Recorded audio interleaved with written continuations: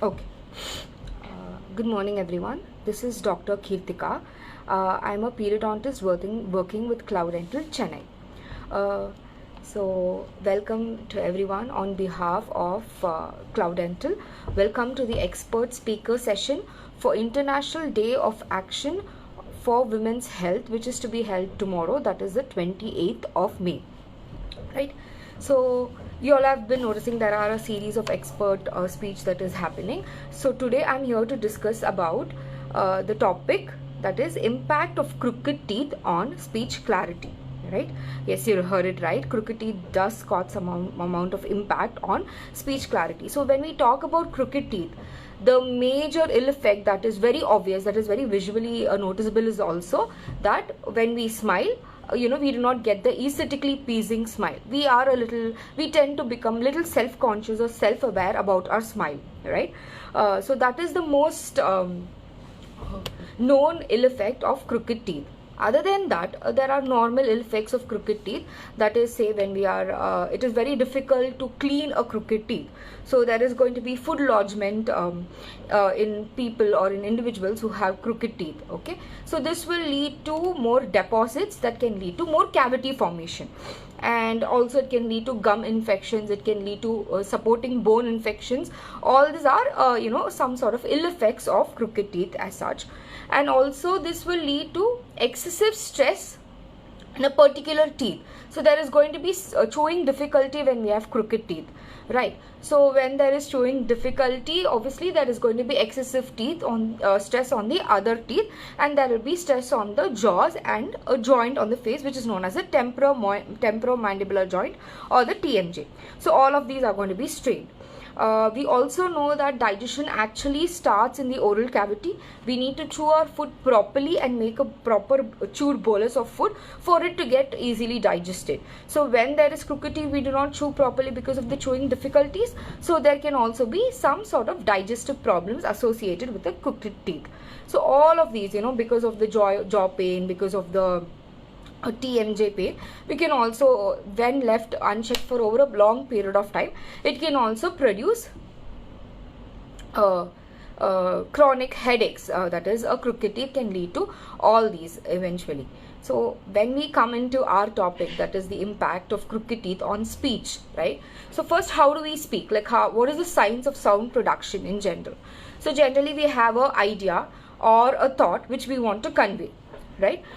So this, we have a lot of ideas and thoughts we have to convey, and our brain gets into action. It starts to find words with which we can express this idea or thought, and then it starts to assemble various sounds that are required to make this particular idea or thought, right? Then it assembles these sounds and sends them to various muscles to produce this sound. This message is sent in a very orderly fashion, at a particular order, in a particular speed, to the lips, the breathing apparatus, the vocal cord, and our jaws, all of that, and the tongue especially, right?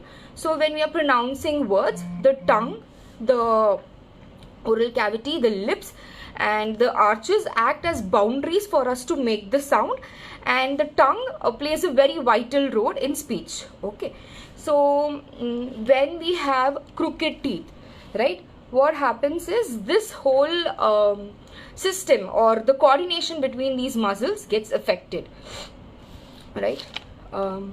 So let's dive deep into the common speech problems associated with crooked teeth.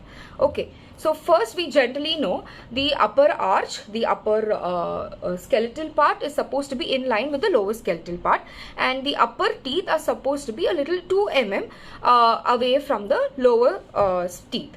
Okay, so in cases which is known as class 2 malocclusion in dental terminologies, or in general, when we have the upper arch that is more forwardly placed as compared to the lower arch, when that happens, it's known as an increased overjet or class 2 malocclusions.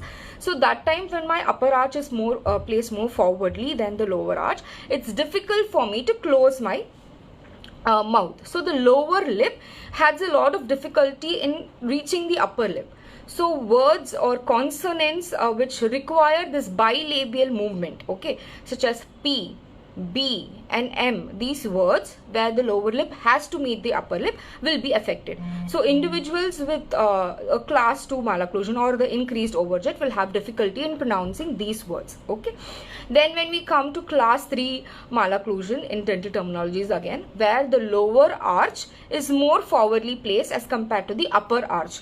In those conditions, the tongue position is habitually low and loose. Okay, so words such as F and V, which need a firm lip and tongue position, will not be pronounced properly in these individuals.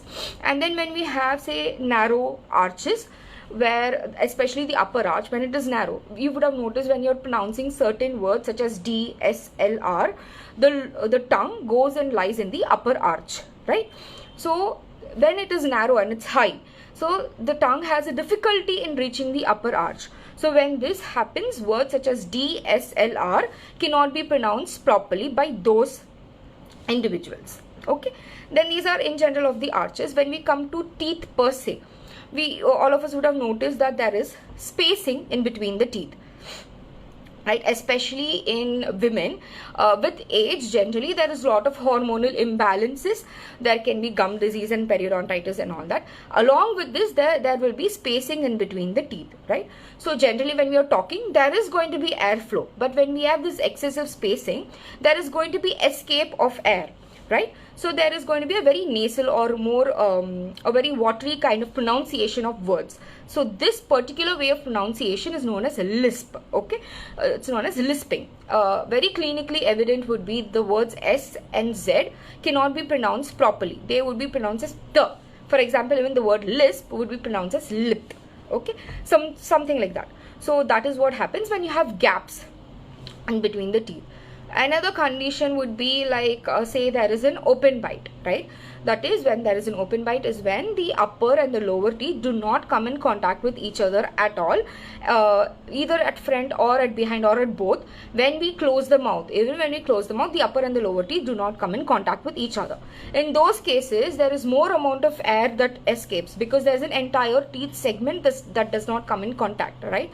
So generally the speech is very bad, and in the pronunciation of words in those cases are very bad, and there is going to be a prominent lisping or whistling sound when we speak, right? And when there is an overbite, as in when the upper teeth overlap too much into the lower teeth, then again we have a whistling or lisping of sounds. This also, such crooked teeth will also cause stuttering to happen.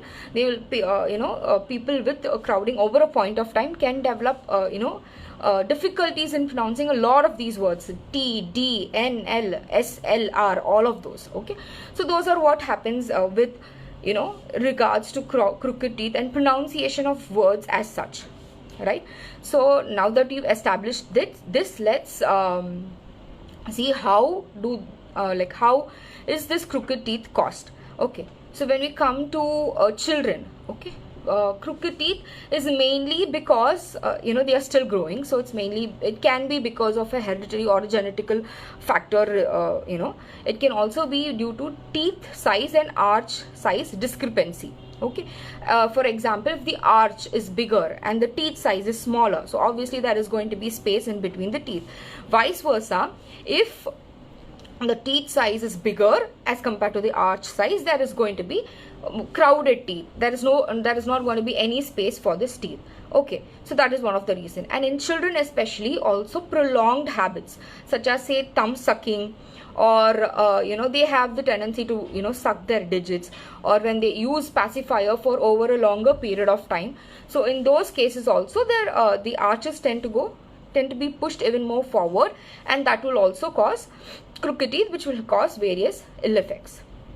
Okay, so now coming to adults. When we come to adults, obviously when a child can have a crooked tooth, then those childs can be can in the future develop crooked teeth in the permanent dentition also. But this is not a hard and fast rule. It's not compulsory that every child that has a crooked tooth is going to have crooked teeth in adulthood. That is not it. Basically in adults, it's mostly because of facial trauma or some sort of blowout to the face face, because of which there can be crooked teeth. It can be because of a missing teeth which is already present. If there is a missing tooth, the tooth that is next to this missing teeth is going to move into the space, and the tooth that is opposing the missing teeth is also move into the space. So that is going to cause a region of crooked teeth in that adult. And then it can also be because of certain tumors or oral melanomas which can cause a crooked teeth. And it can be because of an existing ill-fitting crown or existing ill-fitting restoration. So what happens is the teeth cannot close properly, so they tend to cause crooked teeth, or they tend to get malaligned over a point of time. So these are basically the causes at an offsite of the crooked teeth. So when coming to the treatment part of the crooked teeth, right? So first of all, it's simple. We just need to align or straighten the crooked teeth. In children, we also have to basically first correct the malocclusion or the cause of the crooked teeth. Say suppose it's because of an habit, so we have to first address that habit, and then we have to come to correcting the crooked teeth. Whereas in adults, again, we have to, if it is a missing teeth, we have to replace that missing teeth, and then we have to correct the crooked teeth. So when it comes to correction of crooked teeth, there are various modes. There are traditional braces, there is metal and ceramic. Ceramic is a bracket that is stuck to the teeth, which is more tooth colored, which will bring about the tooth movement and make it aligned. Whereas recent advances where there is a clear transparent aligner or a plastic tray which should be used, which is removable, it is invisible types, so that can be used to correct the crooked teeth, right?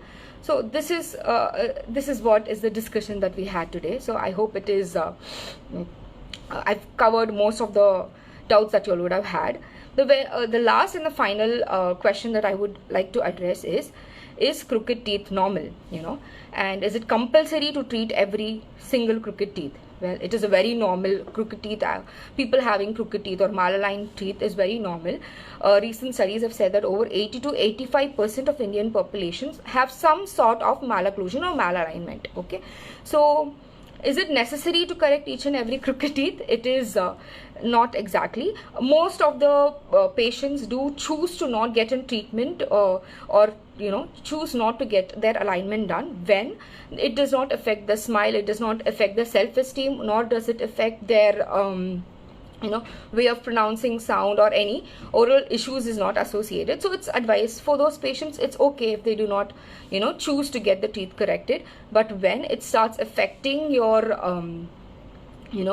your oral issues, if or your speech, or you are becoming aware of your crooked teeth, then it's just not a big thing to visit any dentist, your nearby dentist, just to have an idea about this. So I hope this session was clear. Thank you for the opportunity.